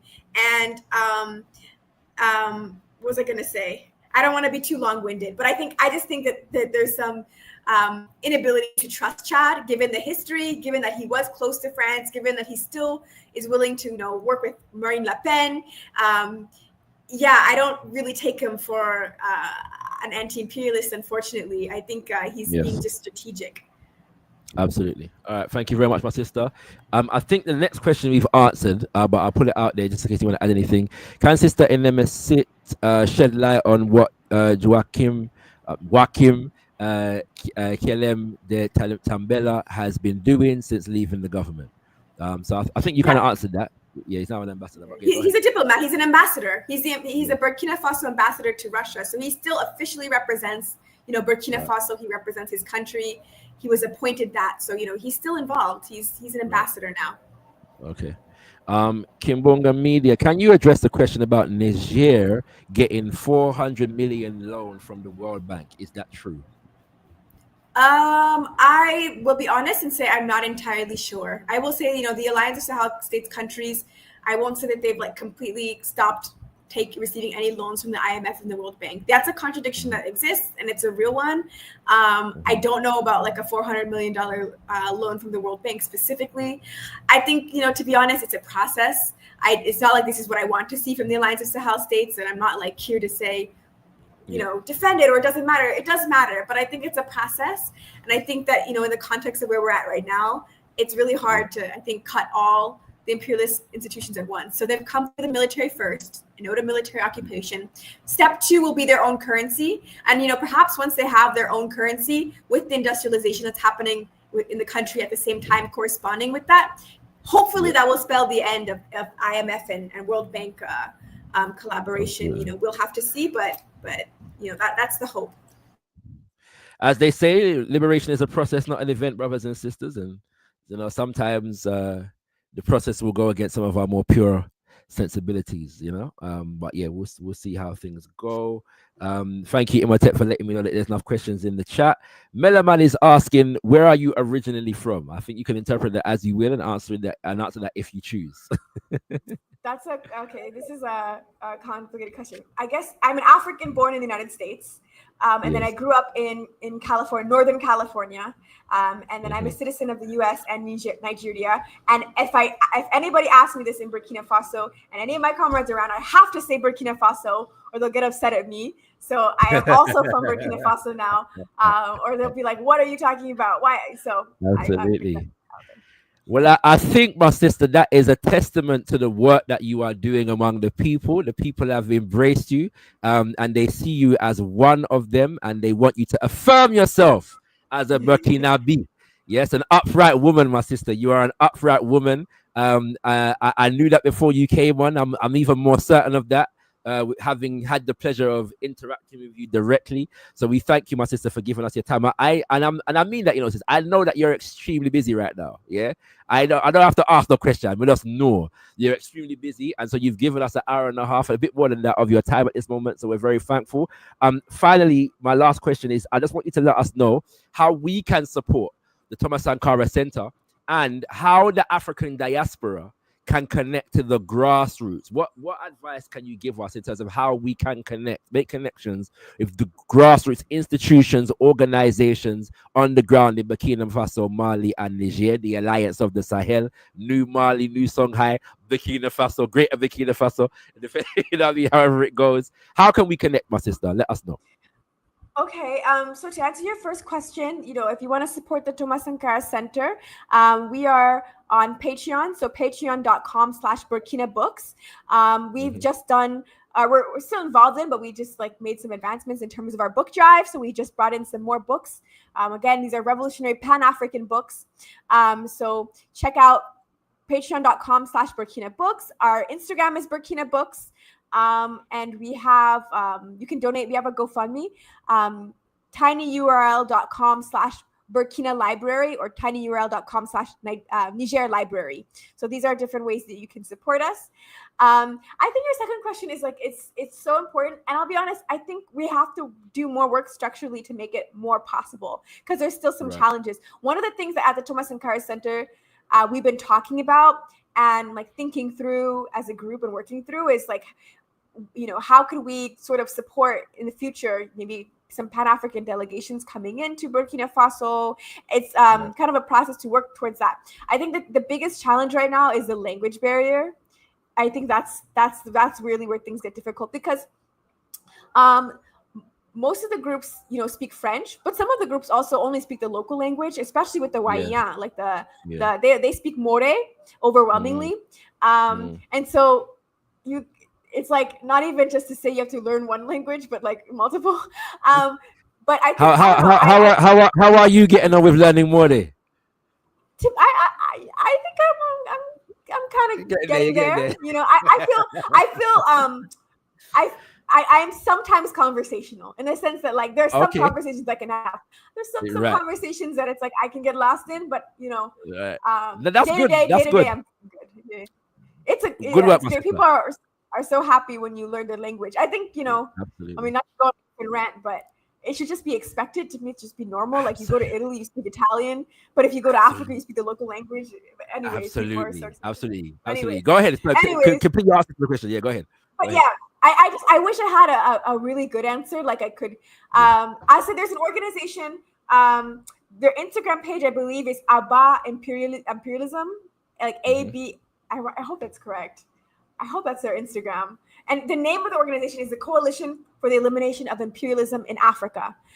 They do some work also to help connect the grassroots in the AES with the grassroots of Africans, across the diaspora, across the world. So you check out the Coalition for the Elimination of Imperialism in Africa. They do a lot of that. And they're kind of trying to serve as that bridge as well. So I would say, that could be a source in terms of like getting more access to, some of those groups as well. Okay, beautiful. Well, my sister, you are actually more than you probably realize an answer to that question. We have to connect with our people through the institutions that our people are developing, and you are developing an institution. And so one of the first ways that we can connect with the grassroots in Burkina Faso is to connect with the Thomas Sankara Center and to support the Thomas Sankara Center. I want to thank you for being here, my sister. I want to thank you especially for answering those critical questions, and I hope you appreciate not just the questions themselves, but the spirit in which they were asked. You are, I'm sure, a student of Baba Kwame Toure, and so you would understand the need for us to be vigilant as revolutionaries, and that is the space that those questions come from, and we will continue to observe and celebrate and hail when our leaders do the right thing, but reserve the right to critique when we have some questions, what I'm saying. But whatever the case, we are supporting the interest of the masses of the people, and that is the most important thing. And you are doing that work. Sorry, go ahead. And like you said before, also remembering, like, we have to defend them against imperialism. So, even when we have critiques, we have to remember the first and foremost thing we must do is defend our liberated zones in Africa. Absolutely. Always with that in mind. We can never allow our skepticism to align with the imperialist interests. Absolutely. Straight from the handbook of revolutionary warfare by the Osaja for Kwame Nkrumah. Our sister is well studied. Indeed. Yes, and an organizer. My sister, thank you once again. No doubt we'll have you back again. And let me say to you as well, whenever you need a platform and you think we at Kimbunga Media can assist you, reach out. This platform is yours whenever you need it. Yeah, and I mean that, and I'm saying it publicly. All right. So whenever you need us, let us know. You want to promote something, you want to do a fundraising drive, whatever it is, let us know, and we will make some space for you to come forward and share what it is that you need to share. Thank you, my sister. Feel free to let yourself out. Keep up the good work. Thank you. Forward ever. As we say, la patrie, le monde, nous vaincrons. The homeland or death, we will succeed. Absolutely. Ashe. Thank you very much. Peace out. My people. That was our sister Enemesit Richardson. I just love to interact with serious organizers. Yeah, man love fit talk to productive organizers. Yeah, in our Pan-African community. You know, it adds inspiration to the work that we are doing. It causes us to reflect upon the work that we're not doing and things that we could be doing better. It always does that for me. You know what I mean? It always does that for me. And as said, our sister is not just an advocate, yeah, for the governments of the Alliance of the Sahel. She is an organizer among the grassroots of the people. And whatever our perspective is, the perspective of sisters such as Sister Enemesit is ones that we need to take into consideration and take seriously. Yeah, this is a serious sister. So please do follow Bakina Books on all of the social media that they are on. And we appreciate you being here. I didn't want to make the show too long. There's other issues that we could have gone into, but I hope that you appreciate that we covered all those that were most relevant within the time that we had. There will be other opportunities to explore more with some of the other guests that I'm trying to get on for this series looking at the Alliance of the Sahel. All right, so do stay tuned. Give us some black power fists in the chat. Give us the black power fist and some red, black, green in the chat if you appreciate our sister Enemesit and what she had to share with us today. It is my duty and responsibility to let you know. It's been the first time since I've been on 2 nights in a row, brothers and sisters, but it's necessary because we're honoring the life and legacy of Papa Patrice Lumumba. So we will be back tomorrow. Again, apologies for those who tuned in last week and were trying to watch the video and realize that it was blocked all over the world. But part 1 of how Lumumba fought back was last week. We've edited and reposted some of the elements of that conversation that we had, and we're going to be back again tomorrow looking at how Lumumba fought back part 2. Believe me, no don't want to miss that conversation. Yeah, if you are not subscribed to Kimbunga Media, subscribe to Kimbunga Media. The link for this video is already up, so you can check it out right now and set your reminder. We're going to be going into the Mobutu coup and how organizers around Papa Patrice Lumumba at the time were organizing to challenge that Western-backed coup, brothers and sisters. Yes, indeed. Yes, indeed. Yes, indeed. Yeah, so do come through 8 p.m. UK time tomorrow. That's 3 p.m. EST. That's 7 p.m. if you are in Burkina Faso, Mali, or Niger, and that is 10 p.m. I believe I'm correct to say that's 10 p.m. East African time. Yeah, you have to know say Kimbunga Media audience outer national. So you know what I mean. After this, give the people them the time zone check. All right, brothers and sisters. All right. Tendai Mwadi, be thankful unto the Mother, Father, creative life force of the universe. Kudzai Mudzimu Mukuru. We give praises unto our great ancestors. Abibi Tumi, Abibi Fahodie, African power and African liberation for all African people. Ashe, Ashe, Ashe. Black people, we have to fight. Egungu, you see us. Oguo, we have to fight. Let's go fight.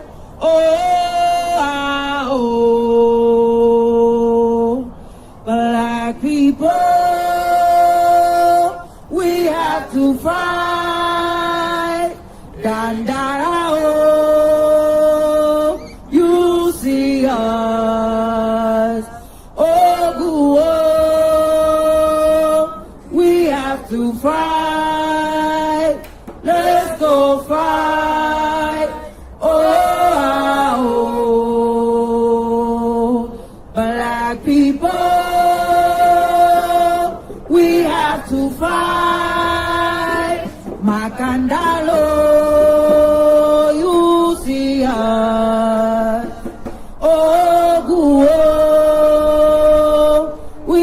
have to fight.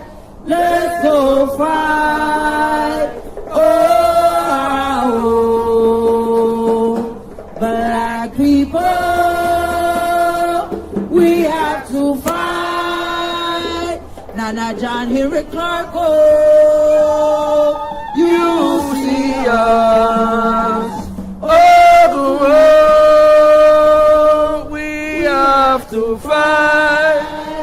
Let's go fight. Oh, Black people, we have to fight. Yes, I say, wow, you see us. Oh, we have to fight. let's go fight. Oh, Black people, we have to fight. Marcus Garvey, oh, see us. We have to fight. Let's go fight. Black people, we have to fight. Nana Zumbi, oh, you see us. We have to fight. let's go fight. Oh, Black people, we have to fight. Nana Hannibal, you see us. We have to fight. Let's go fight.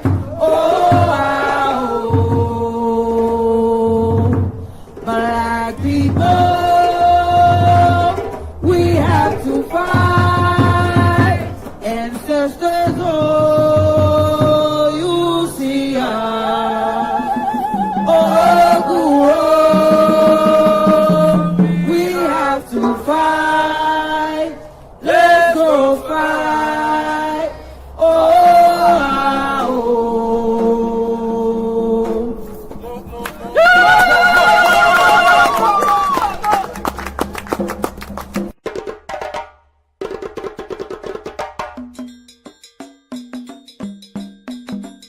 We have to have the courage to construct our own reality. And that's what Garvey was talking about. Because he said he looked around, he didn't see what he thought should be there. And so what did he do? He didn't get depressed about it. He didn't get defeated about it. He said, I'm going to build the government that we need to have. Ooh.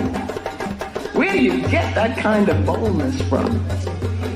So we got to go all the way back to Garvey, who said he would come again.